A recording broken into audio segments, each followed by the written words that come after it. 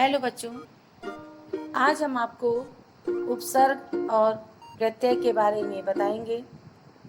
अभी हमने आपको व्याकरण में संज्ञा, सर्वनाम, भाषा, बोली, लिपि आदि चीजें बताई। अब हम आज आपको उपसर्ग और प्रत्यय बताएंगे। उपसर्ग शब्दों के आरंभ में लगता है और प्रत्यय शब्द शब्दों के अंत में लगता है। आइए जानते हैं उपसर्ग की परिभाषा। उपसर्ग शब्दों के वे अंश हैं जो किसी शब्द के आरंभ यानी शुरू में लगकर उसके अर्थ को बदल देते हैं, वे उपसर्ग कहलाते हैं। जैसे अनु पीछे समान, फिर अनु धन रूप बराबर अनुरूप के समान, यानी इसमें अनु शब्द आगे लगा और पीछे रूप लगकर एक नया शब्द रूप बदल गया।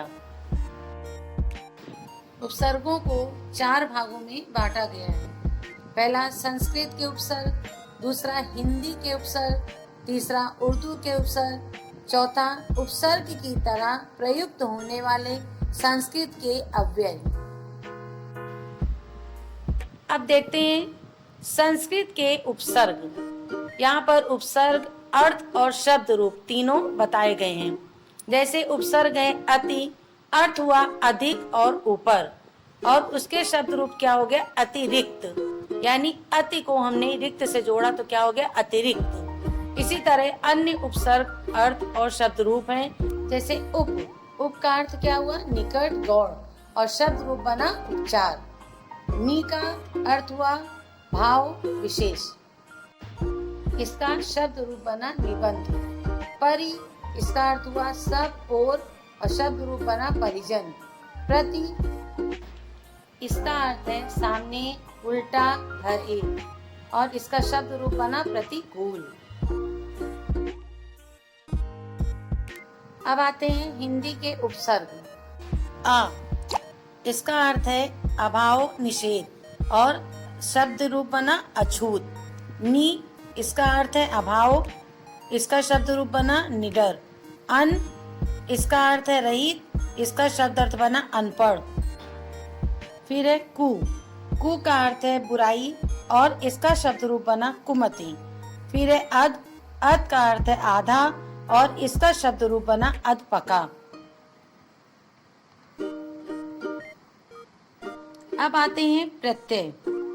प्रत्यय शब्दों के वे अंश है जो किसी शब्द के अंत में लगकर उसके अर्थ को बदल देते हैं, यानी प्रत्यय शब्द अंत में लगकर नए शब्द को जन्म देते हैं। जैसे दुकान प्लस दार बराबर दुकानदार।